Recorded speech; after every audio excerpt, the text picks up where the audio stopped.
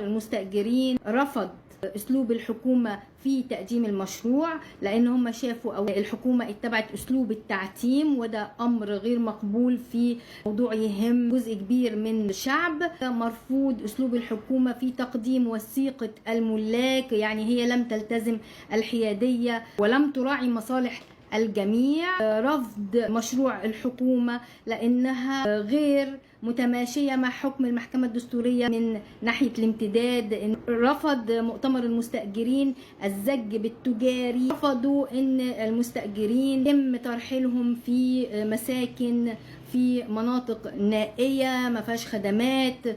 رفضوا تجاهل الحكومة للمصاريف اللي دفعها المستأجرين، بداية من الخلو، مصاريف الصيانة.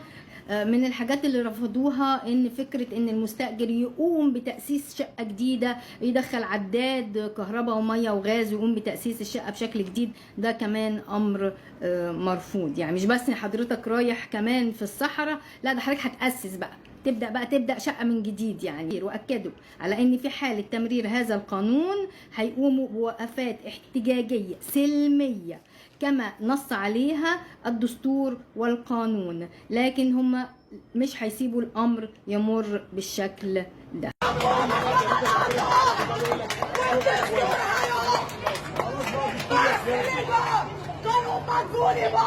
هو القرار بتاعه وبيقطع وطن والاشياء ويكون فيها كل يوم عند مجلس النواب.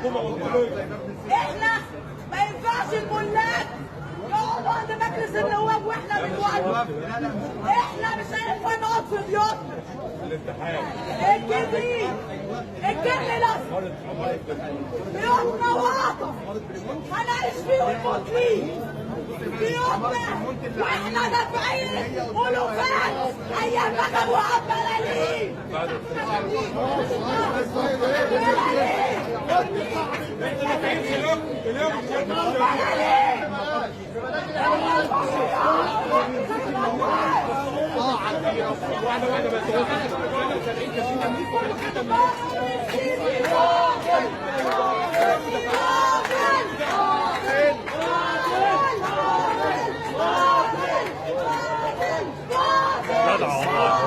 جدع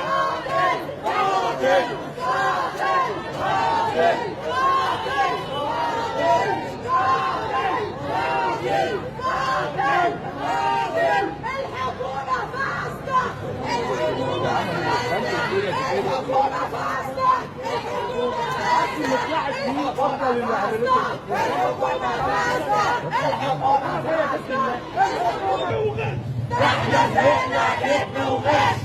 يا حكومة هز الوسط، يا حكومة هز الوسط. أكلتونا العيش بالقس، أكلتونا العيش بالقس، أكلتونا العيش بالقس، أكلتونا العيش بالقس. قانون الإيجار باطل، قانون الإيجار باطل، باطل باطل باطل باطل.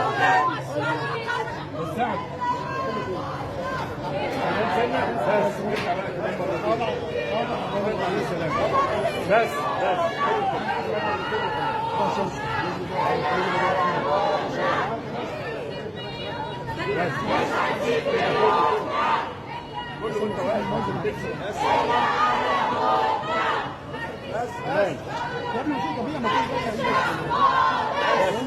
خلاص كده.